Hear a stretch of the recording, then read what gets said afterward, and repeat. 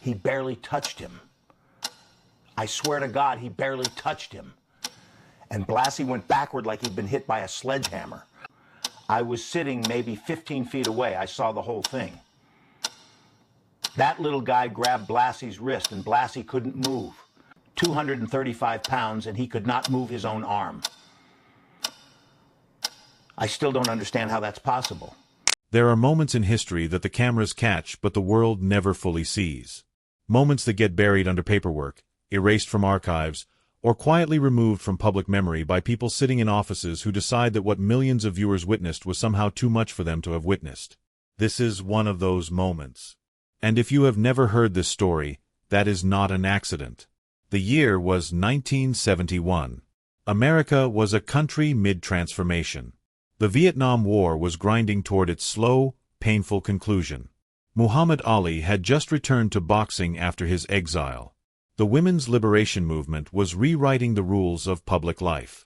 And somewhere in all of that noise and change, a young man from Hong Kong was standing on the edge of becoming something the world had never seen before. His name was Bruce Lee. But in the fall of 1971, he was not yet the legend. He had not yet made the films that would turn his name into a word synonymous with human excellence. He was a 30-year-old martial artist who had spent years in Hollywood getting passed over, underestimated, and quietly pushed to the side. He had played Kato on the Green Hornet 5 years earlier, a supporting role in a show that was canceled after a single season. He had gone to meetings with producers who smiled at him and then never called. He had been told, in the polite and brutal language of the entertainment industry, that he was too foreign for leading man status and too smart for the roles they were willing to offer Asian actors in that era. But something had shifted.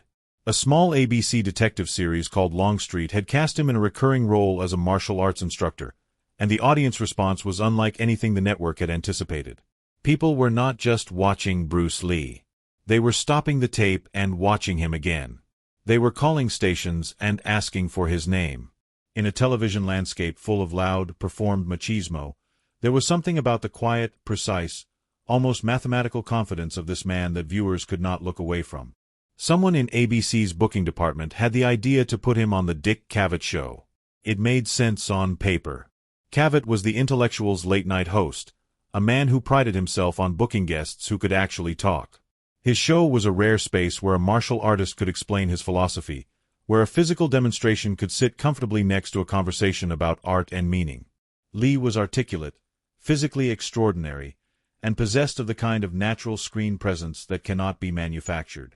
He would make for compelling television. What the booking department did not fully account for was who else would be on the couch that night. Frederick Kenneth Blassman had been making crowds hate him for over 2 decades. The world knew him as Classy Freddie Blassie, and if that name means nothing to you today, understand that in 1971 it meant everything to the millions of Americans who followed professional wrestling. Blassie was one of the greatest villains the sport had ever produced, and he was a villain in the truest sense of the word.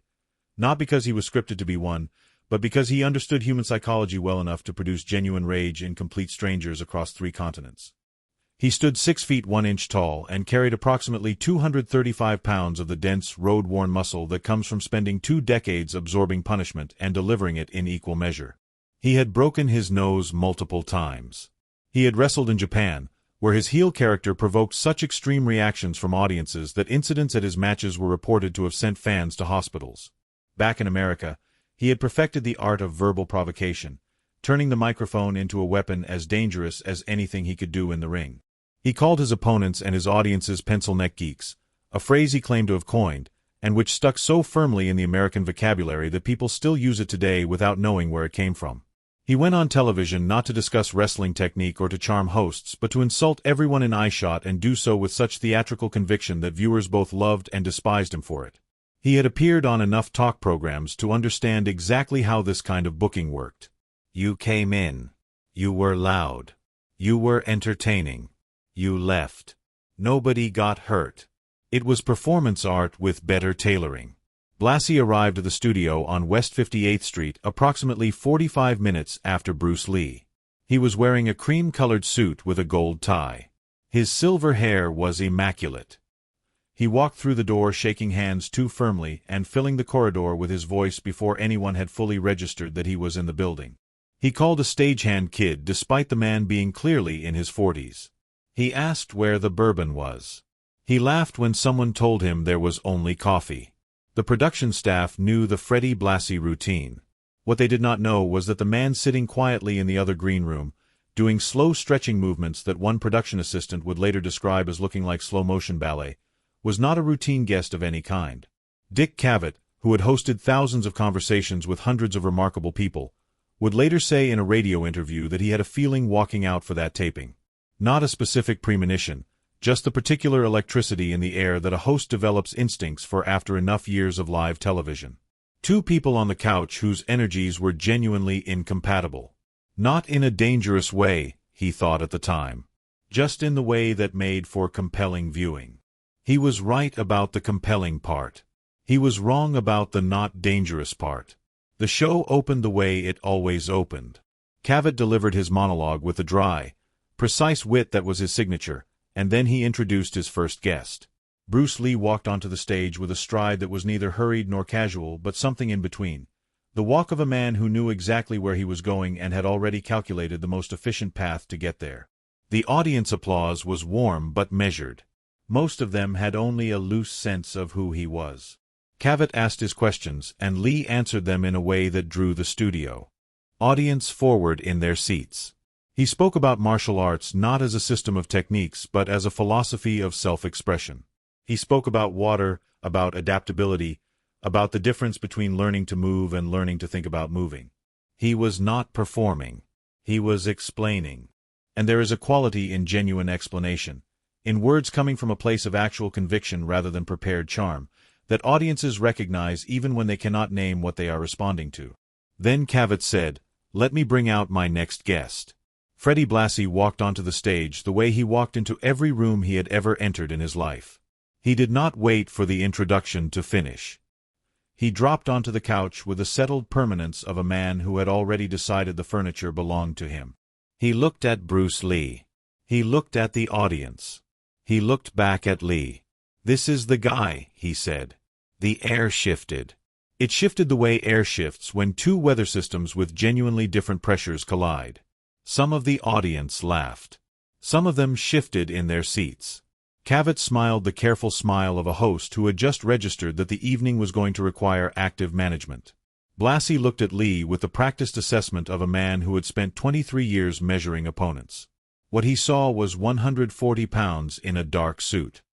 He said as much, with the theatrical magnanimity of a man who intended the magnanimity to land as an insult. He suggested Lee weighed perhaps 130 pounds soaking wet. He mentioned, with cheerful condescension, that his own cauliflower ears weighed more than that. Lee responded with composure so complete and so unforced that it registered with the audience immediately. He said he weighed 140 pounds and appreciated the extra 10 that Blassie had generously assigned him. The audience laughed, warmer this time. Lee was not trying to win the crowd. He was simply being accurate. But accuracy, delivered with that particular quality of stillness, can look from the outside like a masterclass in confidence. The conversation moved as Cavett tried to steer it. Wrestling. Martial arts. Long Street. The upcoming match at Madison Square Garden. But the thread between the two men on the couch was pulling tighter with every exchange, and the audience could feel it without being able to articulate why. It was when Lee said the word honest that something changed fundamentally. He had been explaining, with no particular aggression, that professional wrestling required genuine physical conditioning and genuine athleticism, and that he respected that. But there was a difference, he said, between performing for an audience and actually fighting. When Blassie pushed back with characteristic force, "You think wrestling is performing?" Lee paused, seemed to select his words with the same precision he would apply to a physical movement, and said, "In my movies, the fights are choreographed. But at least my audience knows that." 200 people in a small studio on West 58th Street absorbed that sentence simultaneously. The sound they made was not laughter. It was not exactly silence either. It was the particular atmospheric pressure change of a room in which everyone has just understood that the stakes have become real. Blassie was not stupid. He had spent his entire professional life reading rooms and reading people. He understood within the first minute of sitting next to Bruce Lee that this was not a standard talk show opponent. But his identity had been built across 23 years on a single and absolute refusal to back down from anything. It was not a strategy. It was a structure.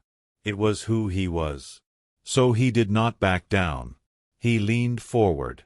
His voice dropped an octave, losing the performative ring that Colosseum-sized arenas had shaped over 2 decades.